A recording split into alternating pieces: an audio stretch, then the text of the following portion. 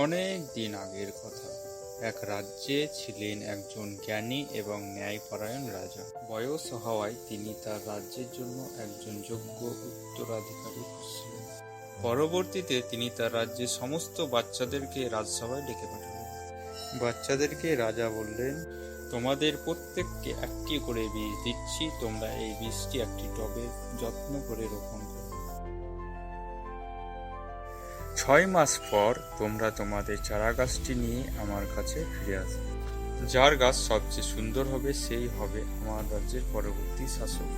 বাচ্চাগুলোর মধ্যে অর্জুন নামে একজন ছিল।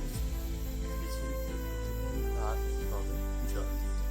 কিন্তু দিনের পর দিন, সপ্তাহ পর সপ্তাহ, মাসের পর মাস চলে যাওয়ায় সেই রাজার দেওয়া বৃষ্টি থেকে সেই টবে কোনো গাছে জন্মায়নি।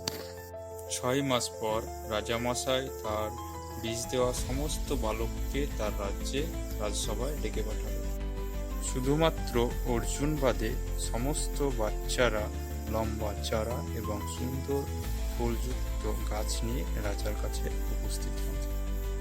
অর্জুন দুঃখের সহিত তার খালি পাত্রটি নিয়ে রাজার সামনে উপস্থিত হন। তোমাদের মধ্যে একজন বালকই হচ্ছে সৎ, তিনি হলেন এই বালক অর্জুন। কারণ আমি তোমাদেরকে সেদ্ধ করা বীজ দিয়েছিলাম, যেই বীজ থেকে কোনোদিনই চারা জন্মানো সম্ভব নয়। অর্জুন বাদে তোমরা সবাই আমার দেওয়া বীজ বাদে অন্য বীজের চারা নিয়ে আমার কাছে উপস্থিত হয়েছ। সুতরাং অর্জুনই হচ্ছেন সৎ। অর্জুন বড় হলে এই অর্জুনই হবে আমার রাজ্যের রাজা।